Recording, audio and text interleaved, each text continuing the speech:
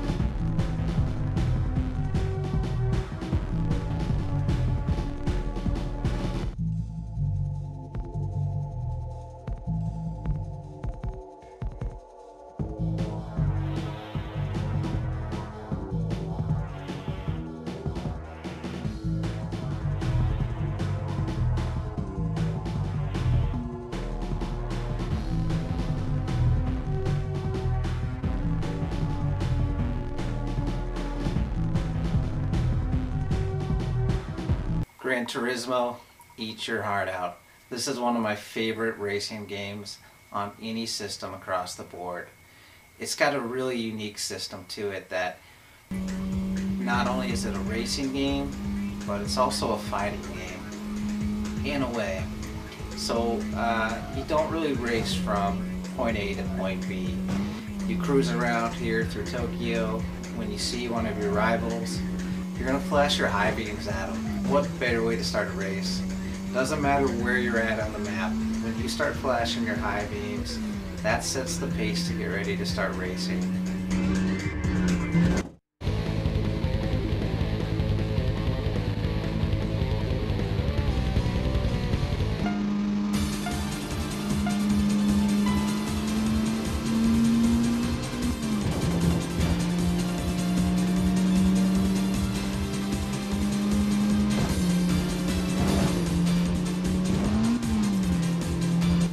Once the race actually starts, you're going to notice that you have your battle bar up on the top left and your opponent's one up on the top right.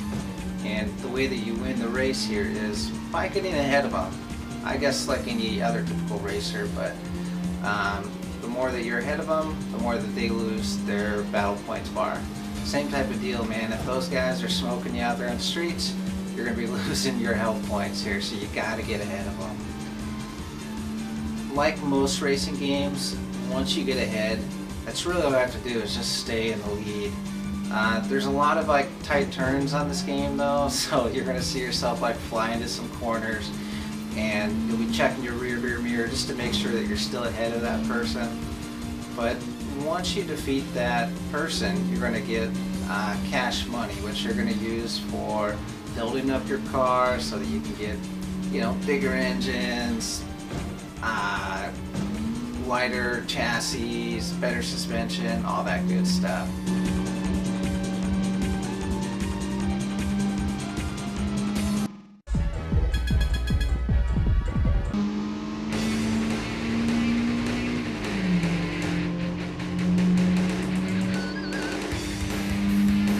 One thing that's pretty cool about this game is as you start beating your opponents, you start building up your cash flow. And you can use that to either, you know, pimp out your POS Toyota that you start off with, or you can start buying other cars. I played for a little bit and I was able to buy a Nissan Skyline, which has always been one of my favorite cars. But that wasn't enough. I had to customize it just a little bit. I decided to go with a hot pink paint job. I think it's looking pretty bitchin'. The paint job will give you 0 performance benefit over your opponents, but it is kind of cool to say that you're rocking a pink Skyline.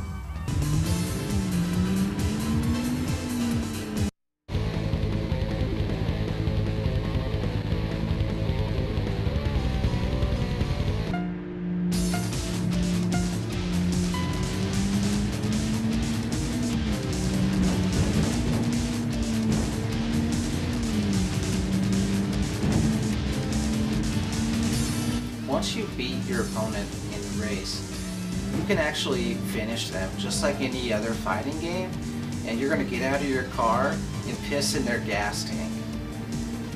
Okay, part of that story isn't true, but that would be awesome. Another cool thing about this game is that it doesn't have to be a game that you play every day, and if you set it down for days, weeks, months, whatever, you can come back to it and just hop right into it. I think it's a really cool game just to, you know, unwind with, come home from work, pop it in every once in a while, just pick up where you left off. It's neat that you could do that in a game, you know.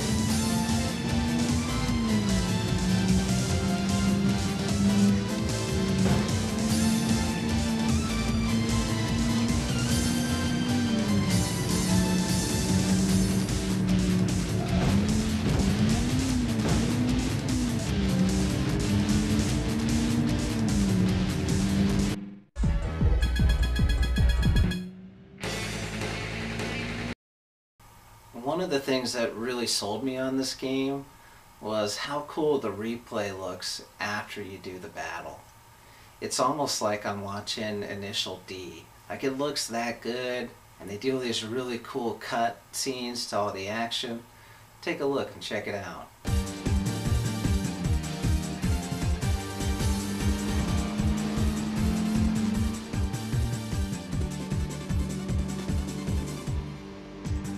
For me, one of the best things about this game is that it just kicks in that nostalgia.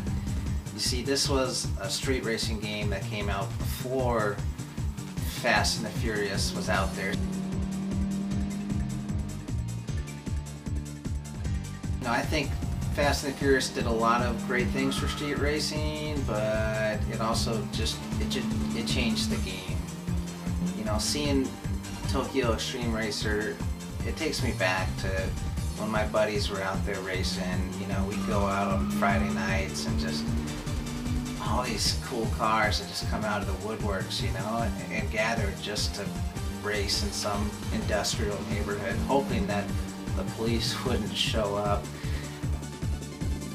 If you haven't guessed by now, I'm a really big fan of this game. And the cool thing about it is, it doesn't really set you back that much for what you're getting.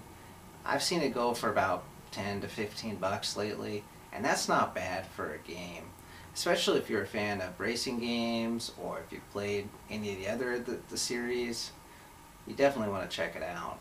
Well, YouTube, this is Prime from Retro Prime Gaming signing off. Thanks for checking out Tokyo Xtreme Racer for the Sega Dreamcast. Have a good one. Take care.